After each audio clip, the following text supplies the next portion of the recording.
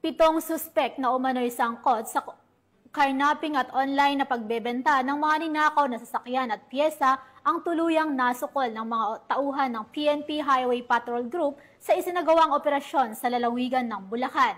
Alamin ang detalye mula kay Patroluman Janine Kyle Sorongon.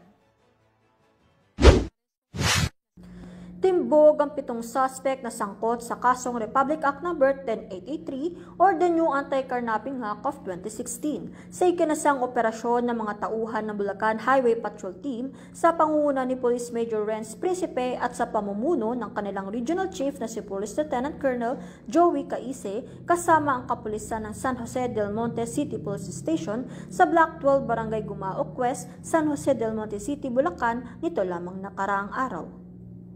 Itong si alias Carlos ay nagrenta ng sasakyan na isang Toyota Fortuner kay Mr. Leesa na kung saan nagkaroon sila ng usapan na rentahan ito ng 4,500 pesos.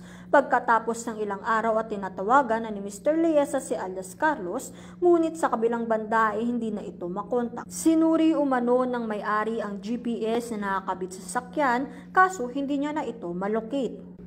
Noong June 28, 2025, dumulog itong si Mr. Leesa sa tanggapan ng HPG Bulacan para i-report na ang kanyang sasakyan na nirentahan ay binibenta na sa marketplace selling parts of Toyota at Fortuner kaya't nagsagawa agad ng aksyon ng HPG na kung saan isang HPG personnel ang nagpanggap na poser buyer at nakipag-transact umano kung saan ipipick up ang mga parte ng sasakyan. Pagdating nga sa lokasyon ng kanilang pinag-usapan ay kumpirmadong ang mga parts ng sasakyan ay tugma sa sasakyan na pagmamay-ari ni Mr. Leesa.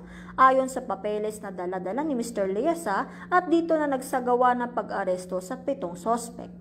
Nakarecover din ng HPG ng 3 pang sasakyan, isang Toyota Camry 199, isang Hyundai Eon at isang Chevrolet Aveo.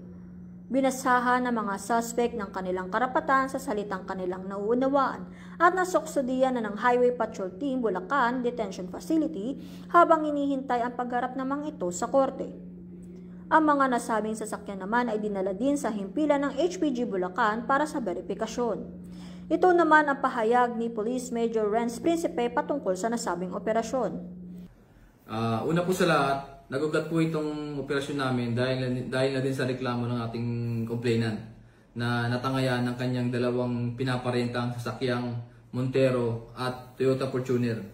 At nang hindi niya na makontak yung mga rumenta dito matapos ang kanilang kontrata at nang hindi na rin malocate sa GPS ang mga nasabing mga sasakyan, lumakas ang kutob niya na ito ay nakaharnap na.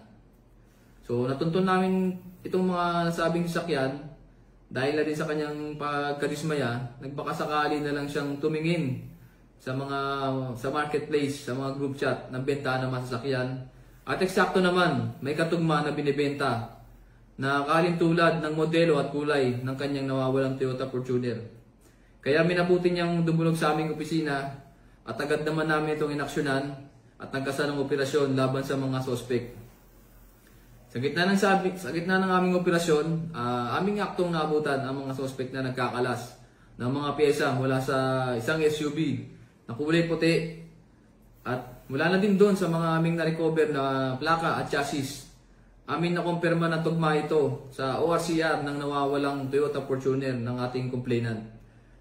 Gayun pa man, ang kanyang Mitsubishi Montero ay chassis na lamang at pira-piraso ang aming na-recover sa karating na junk shop. Malapit din sa pinangyarihan ng krimen. Ang iba pang masakyan na aming na-recover mula sa nasabing lugar ay aming sasailalim pa sa macro-etching at aming pang beberipikahin kung ang mga ito ba ay involved din sa kanilang modus. Kami, ang Guardian of the Highways, ang kakampi nyo sa kalsada na patuloy na magbibigay ng serbisyong HPG. Dahil dito sa ating bagong Pilipinas, ang gusto ng pulis, ligtas ka. Mula sa tanggapan ng kampanyo sa kalsada at sa pamumuno ng aming buting Direktor, Police Brigadier General Eleazar P. Mata. Ako ang inyong PNN Correspondent, Patroluman Janine Kyle Sorongon para sa Police News Network. Alagad ng batas, tagataguyod na balitang pulis.